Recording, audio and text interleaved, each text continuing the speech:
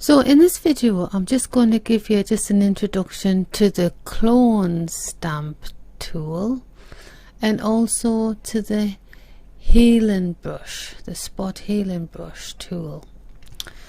So the healing brush tool is probably my favorite tool. So I'm just going to show you, so this is the brush size I've chosen. You can change your brush size up here. You can either drop it down so it's really small. You can also change it using the brackets. If you click your square brackets, you can make it go bigger depending on which bracket you're pressing on. So for the healing brush tool, this will probably do most of the job for us. So what all you need to do is paint over the bit you don't want in the image. So a lot of you might want to get rid of the label, for example, of something. So you can just paint over the label like this with the healing brush tool, like that. But you can see it hasn't turned out that good really. We've got all of this mess up here. So I'm just going to step backwards to go back to what I was doing.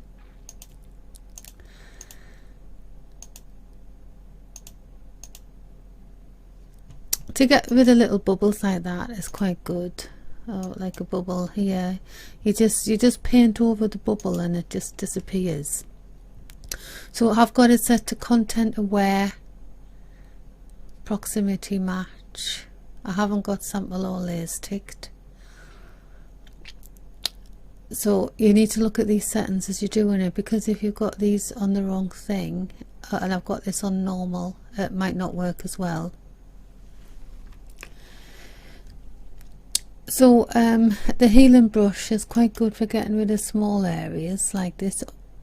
And it tries to make a good match. See, it's trying to join them lines together, but it makes a mistake sometimes to try and join them together. And it can be, even if you just keep clicking, you could make lots of mistakes with it. So for example, I'll just bring this in and just zoom in here. We've got like a label here. So if I just drop this down a bit and then just do that, sometimes it mixes the edges up a bit. So I'm just going to undo that and just show you how the clone stamp tool is far better and more superior at deleting parts of the image that you don't want anymore. And it's very good for getting rid of labels. So if I want to get rid of this label, I would have to have a smaller size.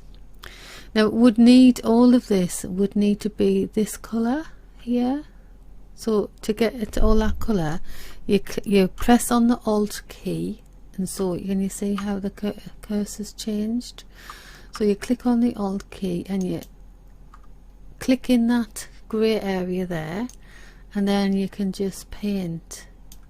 But you've got to keep clicking and moving, because it's like the brush is dry and you've got to keep dipping your brush. Because what happens is where the cursor is, where you click, the cursor moves. Can you see the cursor's a little cross? The cursor moves. So if I went up here, for example, it would start, if I wanted to say, sometimes it would take in some of the other colours that I didn't want. So you just, if you just wanted the grey, you just have to keep clicking, painting, clicking, painting, clicking, painting, like that. And this part of the grey might be a lighter shade than this part of the grey, so then I would want to use this part, so I'll click in this space instead, like that. So I've completely removed the label off the bottom of the bottle there. And so if I want to remove the label here as well, I could do the same thing. So I would go into, it depends what shade of gold you want here. I think I might prefer this shade, so I'm just going to click in there. I can make my brush a bit bigger. So click in the gold, and then you just paint. It's just like painting. I'm just using my mouse. Some people are quite good at using tablets. You can use a tablet to do this as well, like if you've got one of those tablets that you can paint in Photoshop with. But I'm just using the mouse. I'm just left clicking, Alt click, paint. See, it's picked up that white there and put it there. So that's why you've got to keep clicking so you get it all the same.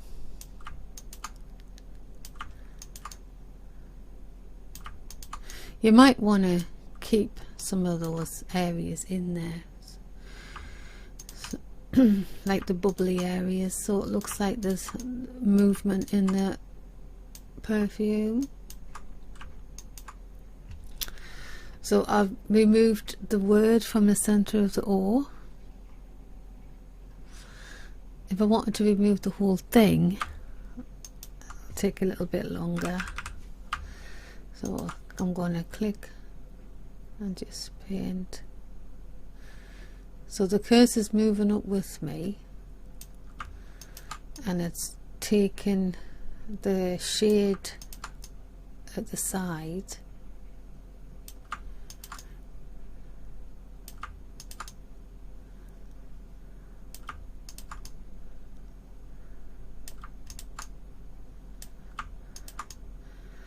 and it's better to do that because you want the shade to match the shade on the side of the bottle.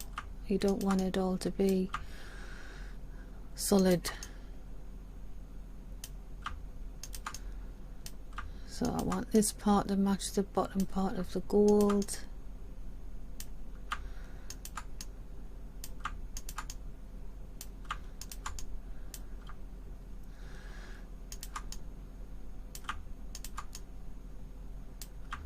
So I'm just going to use this part to do this bit.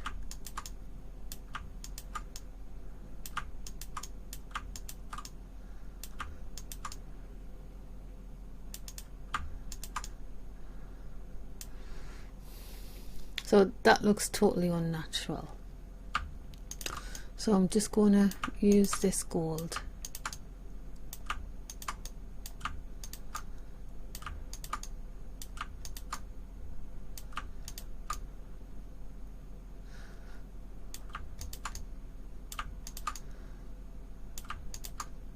Takes a bit of practice. You probably find this quite difficult when you come to do it yourself if you've never done it before.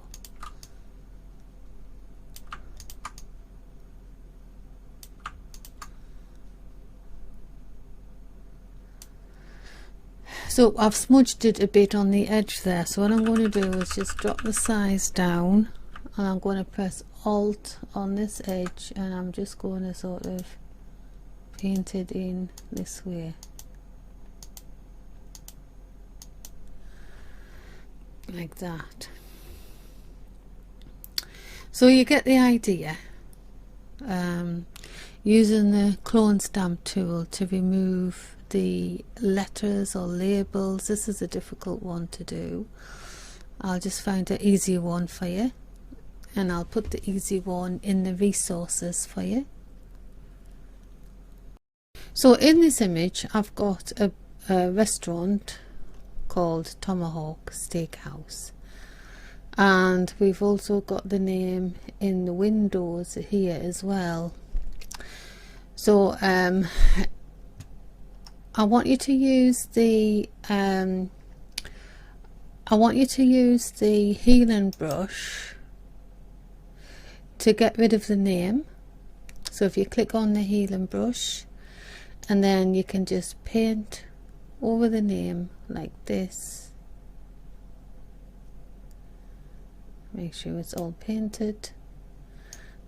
You might get a little error like that appearing in the center, and then get rid of the dots around it, so you've got a completely white rectangle. And then what I want you to do is I want you to use the clone stamp tool to get rid of these. So if you go into the clone stamp tool, press Alt just above the name, and then press it again, and just keep pressing above the name to paint in the reflection of the clouds in the glass, like that. Oh. And then what I want you to do after that is use the healing brush and just sort of do that. It just blurs it all a bit. And then you go on to the next one. So clone stamp tool, Alt above it, like that. This time I'm going to go Alt below it, like that. And I'm just going to stay below it, and for the top one I'm going to go down, like, just click around it just till all the name's gone, and you can see just how tricky it can be.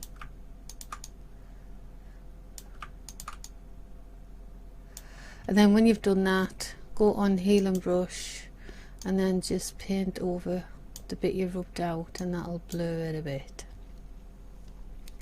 And then move along to this one, and we'll do the same thing. So we're going to the clone stamp tool, going to click above it with the Alt key held down, Alt paint, Alt paint, Alt paint, Alt paint, Alt paint, Alt paint, and then use the healing brush and repair it like that.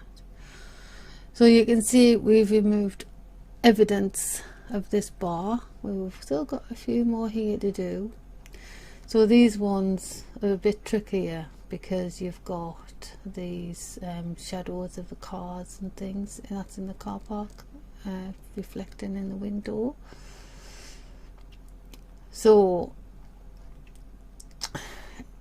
I'm just going to use black for this one. So want clone stamp and make this small, Alt into the black area here, and then just paint. Just keep clicking and painting, clicking and painting. And now, because we've got a large area of black, we can increase the brush size a bit, and then just going to go down, clicking down, clicking down, clicking down, click,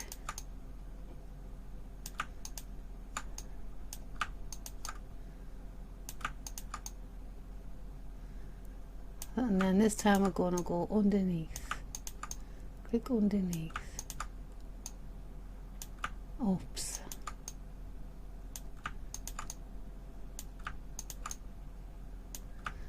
and then click underneath to get rid of this bit.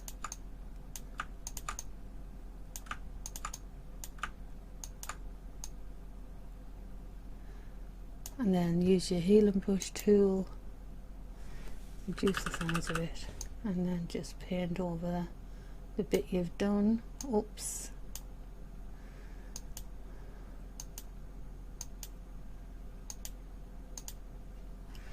And there you are. And then you can do the same for the other windows if you want more practice. So that's how you use the healing brush tool and how you use the clone stamp tool. So thank you for watching this video. I hope you've learned something about using the healing brush tool and the clone stamp tool. Until the next video, bye for now.